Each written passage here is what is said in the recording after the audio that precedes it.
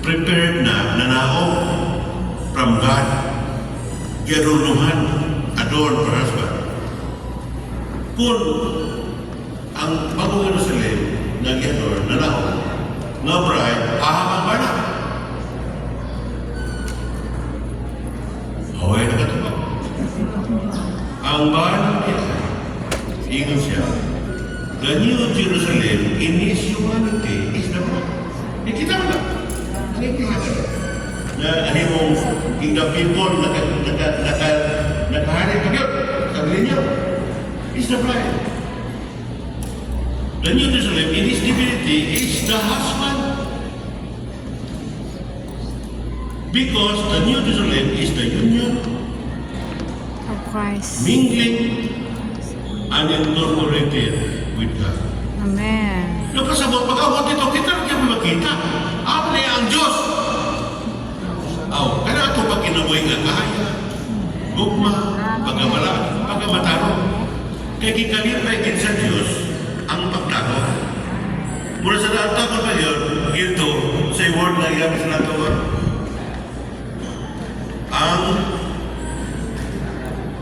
Ang Diyos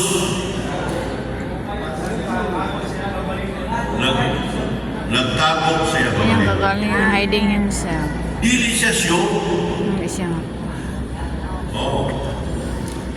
Ang mga langit o yuta, iandam ni sa taong may espiritu. Pagtuman ni siya yung kabuton, bayanay na lupa. Pero sa tao langan pa, din pag-express sa kasaysayan, dinagis na tugon o pag-tugon, nga gusto siya mapanaya, matuman yun sa iglesia. Kaya nga naman, na-process siya, espiritu siya, sa espiritu, musapon, mahimutang gugma, mahimutang balaan, pagkabataro, mapanaya. Surely, magka-appeal sa gingharian as reward. Karon, nato sa iglesia, exercise. Amen? Exercise. So, ako na lang basahan ng outline, then ako na ito ako pag-explain sa duwa ka ito. Ingon din, you are worthy, our Lord and God, to receive the glory and honor and the power, for you have created all things, and because of your will, they were and were created. Yung tama, kung sa sakarayani, lagi ito tao, espiritu sa tao. Huwag kapil rin. So ang dosi, kapag di ba ito mga elders na dahil. Pero yun rin pa rin. Ang malay ito yuta, ibuhat ang mag-alagan sa ang langit ibuhat mag-alagan sa yuta. Ang yuta, ibuhat ang mag-alagan sa tao. Ang tao ibuhat na na-espiritu ang mag-alagan sa Diyos. Tanawa ang sikot. So what pa ang tao? They will go to Father. Para asa ni? Sa taong na-espiritu, nuha ni Dan. Doon sa pala niya magbutangan, dili siya. Vietnam na, prayang pupos ang tao na na-espiritu. Gawan din na yung iglesia. May mo yung asawa. Makahari. May mo bagong Jerusalem. Muni pinagandagto na kabubuton sa mahal. Nga dili, naaawa ka. Nasayod ka, ibuhat pa ni muni. O wala, may problema. Nasa karoon, kita naman ta. God is a God of purpose, having the will according to the own pleasure. He created all things for His will that He might accomplish and fulfill the purpose. The book of Revelation is unveiled God's universal administration, shows us the purpose of God. Butong Revelation 4:11 o niya 3. In the 24 elders, praise to God concerning His creation. His creation is related to His will. So, dugay na nila ito. Pero, isulat ni Spinneria, kamunin niya natin kung kanhi. God's will is God's word, God's wish. Isang mga tao na mag-ini, di ba mawa? Natay mga pamando, natay mga pamando. Sama na ko, ako lang isang pag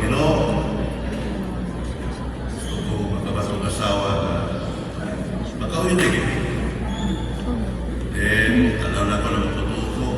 Nahigog manimo, nahigog makulakman. So na ko yung panglantaw mga muraran ang akong pamilya para niya. Dili para na ko. Dili para sa kalimutan. Ato na lang ako pinagiwa ka. Ako, asawa, mga anak, ako, Lord, para ninyo mo niyo. Amen. Nakita ba ito siya plano sa tao? Dili o tamay mo lang, numero lang sa iglesia. Pagkamatay ni Rizon.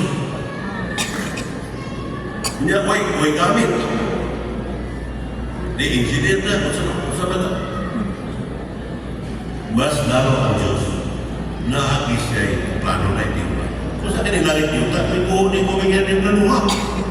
O karoon, nagkatuman na, hapit na. Hapit na.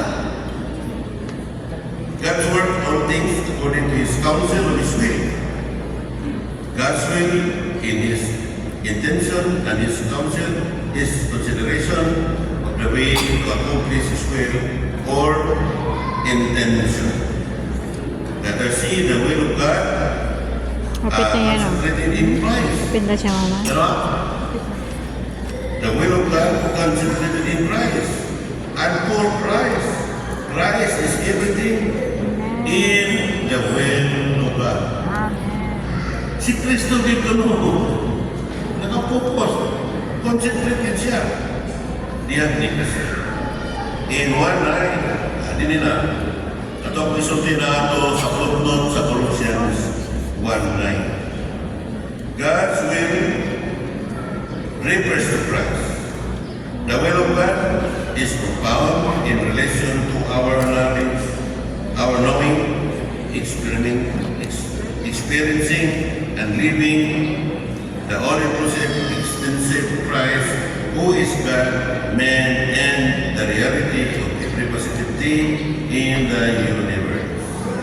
Christ is the preeminent one, the one who has the first place in everything. So, para kasalanan natin ng Lord, ikaw will have first place. Ikaw ang preeminent of things. Dapat magkuha niya sa tumbaba, magkuyugan ko sa katumanan. Once you go there, so may nasayo ka. Pero wag ka kasultihan, may problema. Natago din ang kabubuton sa Diyos, diya sa anak. Na siya ay may first place. Siya ang preeminent sa tanan. Yes, mo. Oh. Ini mga butangan na landong lang. Well, ikinanglan, pero bigit siya naman. Christ is the all-inclusive, extensive Christ is the centrality and universality, the center and circumference of God's economy. Siya kuno ang hub. Siya ang circumference. Kung sa likid pa, siya ang yantas. No? Oh. Kita ang miniscope. Sa Ezekiel, klaro kayo ang ligid sa pagdating sa Diyos. Si Kristo ang hub, siya ang sentro. Siya bagay ang red. Na circumference, siya ang iglesia karon. Kitang membro, mabaskop. Dapat bukuyog ta sa iyang ekonomiya. O kini ko niya ang ekonomiya ng ligid ni kanya Tuhan mo will never stop. Tanang babagliksan ang diusakay diya.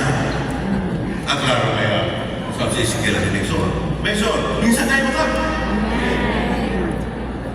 Nadugtong ba ka sa iglesia ni Kristo? Amen. Kung sa'yo mamikil ka, Kristo na lang, may iglesia. Bisa na iglesia, kung ka ng Kristo. Hindi ko pa po, pero why connect ni Kristo? Ang spoke na connect ni isip ito. Amen. Muna, mudhatag na puso sa ligid sa pagkating. Makayayong ka sa pagkating sa Diyos. Ilang peso na kita lang. Di kayo pamukaan mo lang. Nagyayong din ang ipalay. Ang mga kuyong tagasman. Di, pagsugod mo lang, nagtapyot na lang ko. Butok ba?